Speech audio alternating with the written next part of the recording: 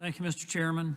I would like to add my voice to that of many of my colleagues in expressing my disappointment with the way this Surface Transportation reauthorization has been handled. The Transportation Infrastructure Committee has long been known for bipartisan cooperation because roads and bridges aren't partisan. There are many pressing infrastructure projects around the nation that deserve our time and attention that won't get it because of the take it or leave it approach to today's markup. I had hoped to highlight projects such as improvements to I-565 and US 72 that serve Huntsville and North Alabama, the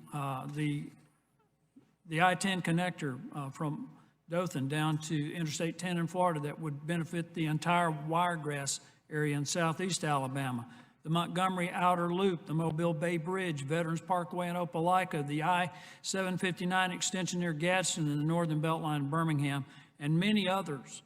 The individuals that would benefit from these projects don't come from one political party.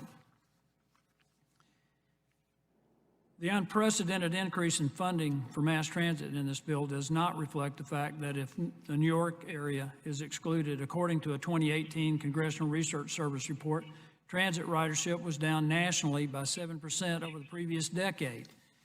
In particular, I want to point out that nationwide transit ridership has declined steadily since 2014, with some of the largest urban areas, including Atlanta, Miami, and Los Angeles, losing more than 20% of their transit riders in the last few years. In particular, Miami, from 2013 to 2018, ridership in Miami has declined 30%.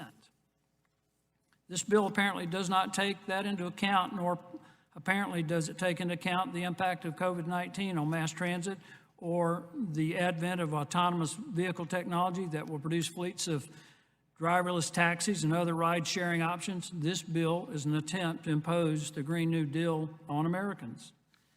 I would like to enter these two reports into the record without objection.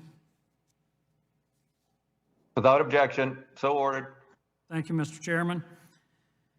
Some of my colleagues who have been on this committee much longer than me have commented that they have never opposed a highway bill. It's a shame that those streaks will come to an end solely because of the majority's failure to cooperate on this bill in a bipartisan fashion. Prior to being elected to Congress, I worked for 2 international engineering construction companies, so I know something about construction. And later, I ran a think tank for 25 years, so I know something about the beneficial exchange of ideas. I had hoped that, considering the bipartisan history of this committee and considering the pressing needs to improve America's infrastructure, this committee would work together to develop a sensible bill that would benefit the entire country. I'm very disappointed that is not the case with this bill. I hope when this partisan exercise is over, we can begin to move forward in a way that more readily reflects the history of bipartisanship on this committee and the pressing needs of our nation's roads and bridges.